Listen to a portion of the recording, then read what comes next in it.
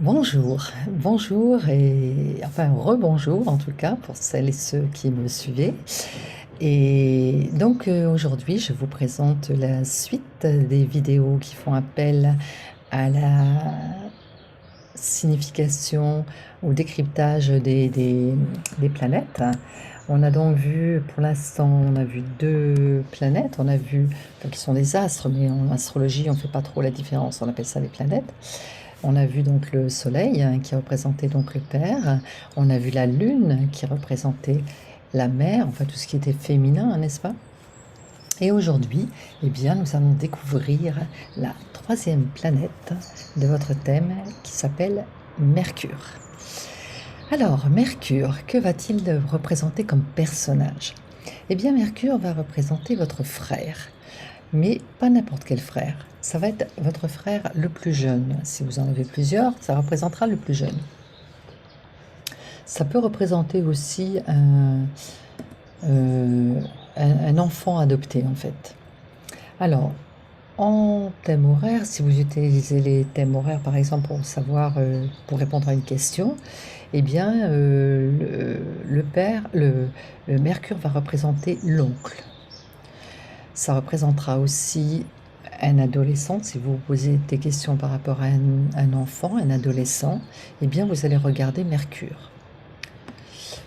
Et enfin, vous allez avoir aussi, ça vous représente vous aussi en tant qu'adolescent, hein. Vous, en tant qu'adolescent, vous allez être représenté également par Mercure. Attendez, j'ai un petit souci. Je ne sais pas si vous continuez à me voir. Oui. Alors, et Mercure va représenter également les amis, les associés, le voisinage. Et si vous avez une entreprise, eh bien Mercure va représenter vos employés.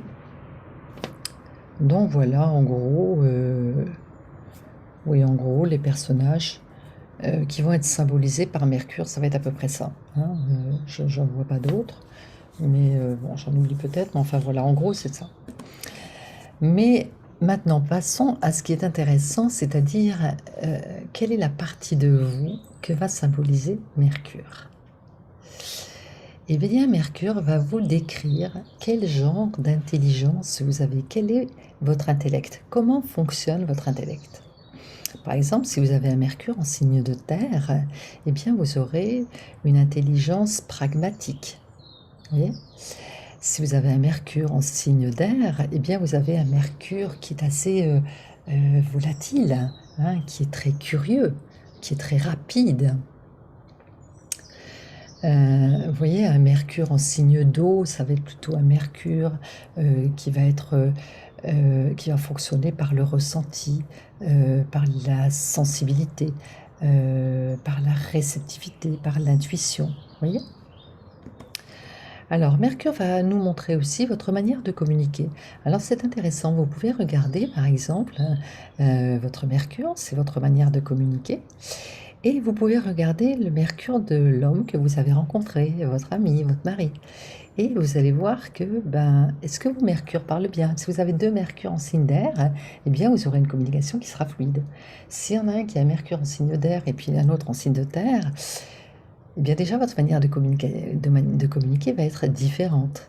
Lui, il attendra de vous une autre manière de lui apprendre les choses, de lui communiquer ce que vous avez à lui dire, voyez?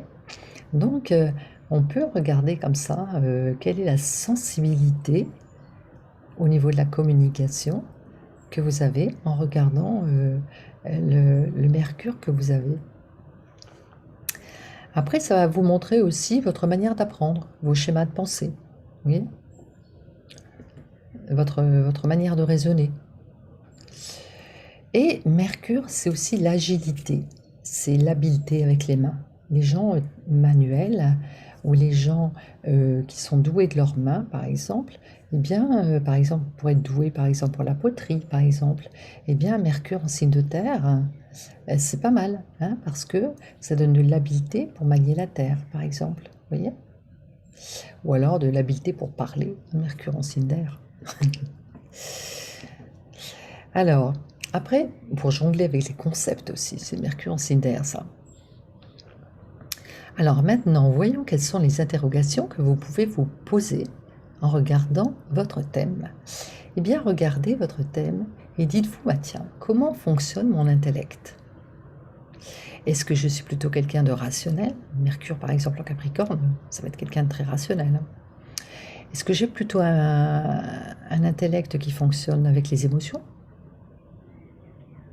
Est-ce que j'ai plutôt un intellect pragmatique? La Vierge, par exemple, Mercure en Vierge, ça va être quelqu'un qui va beaucoup analyser, qui va être méthodique, vous voyez? Après, vous pouvez vous dire, mais au fait, quelle est ma manière d'apprendre? Comment je peux apprendre? Et oui, en fonction de votre Mercure, vous n'allez pas avoir des capacités d'apprendre de la même façon, vous voyez? L'apprentissage sera plus expérientiel quand vous avez un Mercure en terre, vous voyez? Qu'un Mercure en air qui aura tendance à jongler un peu avec les théories. Un Mercure en feu, il faudra que ça aille vite. Oui. Il faudra se imager aussi, un Mercure en eau, vous voyez? Vous pouvez vous poser aussi la question, par qui ou par quoi mon intellect est stimulé? Par quels sont les stimuli qui vont, faire fonctionner mon mental? Vous voyez? Alors en fait, ce qu'il faut voir, c'est que Mercure va vous parler de votre communication, de votre manière d'apprendre, mais aussi de votre manière de transmettre à vos amis ce que vous avez lu. Ça vous explique l'input, comment vous apprenez, mais aussi l'output, comment vous régurgitez ce que vous avez appris ou ce que vous avez su. Vous voyez? Parce que communiquer, c'est mettre en commun. Hein? Ça va vous montrer aussi comment faire évoluer votre schéma de pensée. Quelles sont les idées que je me fais de la vie pour obtenir le plus de bonheur? Vous voyez? Comment me rendre heureux en allant vers les idées qui me portent, qui me font plaisir, qui me nourrissent. Vous voyez? Voilà le programme que je vous propose. Alors, maintenant, si vous le voulez bien, on va regarder un thème. Alors, voyons ça.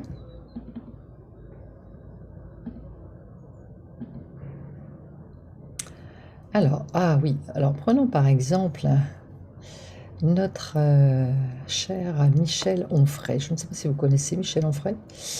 Alors, Michel Onfray, c'est un philosophe qui écrit énormément. Je suis impressionnée par le nombre de livres qu'il écrit. Alors, il a son Mercure en Sagittaire. Bon, déjà, Mercure en Sagittaire, ça vous donne une idée de l'écriture qu'il va avoir. Ça va être une écriture qui va être intéressée justement par tout ce qui est religieux, tout ce qui est philosophie, tout ce qui est sociologique. Vous voyez, tous ces domaines-là vont être bien évidemment quelque chose qui va lui parler. Et il a créé en 2002, je ne sais pas si vous le savez, une université populaire qu'il a créée d'ailleurs suite aux élections où Le Pen avait fait un grand score. Et il s'est dit que les gens n'étaient pas suffisamment cultivés, ne connaissaient pas suffisamment l'histoire. Et à la suite de ça, eh bien, il a voulu créer une université populaire gratuite, où il a donné des cours bénévoles, et il y a des conférences gratuites qui s'adressent à tous les publics pour donner le savoir aux gens de manière à ce qu'ils ne reproduisent pas l'erreur pour lui de voter pour n'importe qui. Donc, ça, c'est un homme engagé. Et vous voyez, les gens engagés, ça, sont des mercures en Sagittaire, souvent. Parce qu'il ne faut pas oublier que le Sagittaire, c'est la foi. Alors, pourquoi il écrit beaucoup? Eh bien, moi, je pensais que son Mercure, il était en connexion avec Jupiter, mais pas du tout.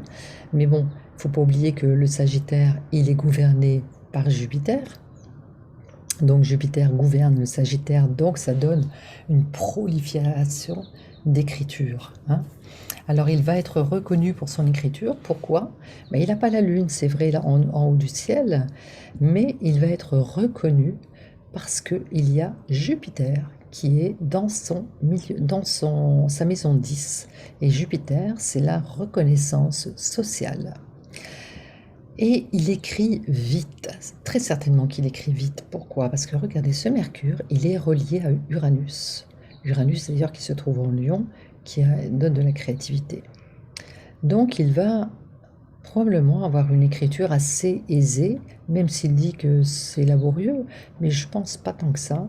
Ce qui est laborieux chez lui, c'est que il va au profond de de l'étude, du thème qu'il a choisi. De toute façon, n'oubliez pas, hein, que Sagittaire, il est sur Terre pour approfondir toute sa vie un sujet. Et donc lui, il lit tout sur le sujet avant d'écrire. Donc c'est ça qui est long. Mais après, l'écriture, je pense qu'il a fait vite. Donc ben voilà, en fait, ce personnage. Dans un autre genre, on va avoir Frédéric Becbédé. Je ne sais pas si vous le connaissez, c'était un publiciste, hein, assez fantaisiste, qui a été animateur de télé, qui a été réalisateur. Il est un peu, c'est quelqu'un qui était un peu hors norme, hein. Euh, c'est un grand festif, hein, jet-setter, connu pour ses nombreuses fêtes. Il est le créateur du prix de Flore, dont il préside le jury. Il fut également directeur de la rédaction du magazine Lui. Il est devenu célèbre par son premier livre, 99 francs. On parlait de francs encore à l'époque. 99 francs, qui est un livre qui a eu beaucoup de succès. Il a même été réalisé en film, je crois bien, où il dénonce d'ailleurs ce qui lui a permis d'être viré, puisque quand il a écrit ce livre, il voulait se faire virer, et il dénonçait tous les milieux de la publicité qui étaient camés à mort, qui étaient sous cocaïne, et, euh, et lui dénonçait tout ça, en fait, tous les métiers de la pub. Et donc, à la suite de la publication de son livre, il a été viré, et c'est ce qu'il cherchait à faire. Donc, son Mercure. Alors, il a Mercure en Vierge, conjoint Soleil, donc son rayonnement. Comment on va rayonner, hein, on l'avait dit avec le Soleil. Eh bien, comment je vais rayonner? En écrivant. Vous voyez, le Mercure est à côté. Et en écrivant de manière très pointue, très critique. N'oubliez pas qu'il était critique littéraire. Eh bien, regardez son Mercure. Mercure en Vierge. Alors, on voit qu'il a un talent créatif. Pourquoi? Parce que ce Mercure est dans la maison 5. Vous voyez? Là, c'est le fond de ciel. Alors, 1, 2, 3, 4, 5. Donc, il est dans la maison 5, donc la maison de la création. Et en plus, la maison 5 est gouvernée par le Soleil, par le lion qui est un signe créateur. Donc, il était quand même bien équipé pour écrire, hein. Alors il aura lui aussi une reconnaissance dans l'écriture, puisqu'on voit que, bon, c'est en mauvais aspect, mais on voit que c'est en aspect de Jupiter, n'est-ce pas? Le Soleil est également en aspect de Jupiter. Alors c'est vrai que c'est un peu grand, il y a 7 degrés pour le carré. Moi je le mettrai quand même, parce que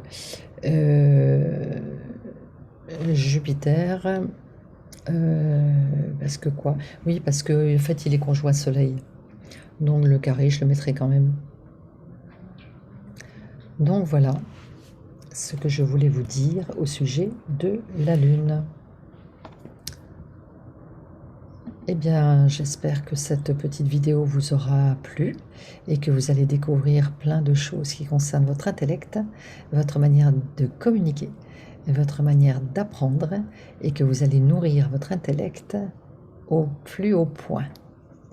Au revoir et à bientôt.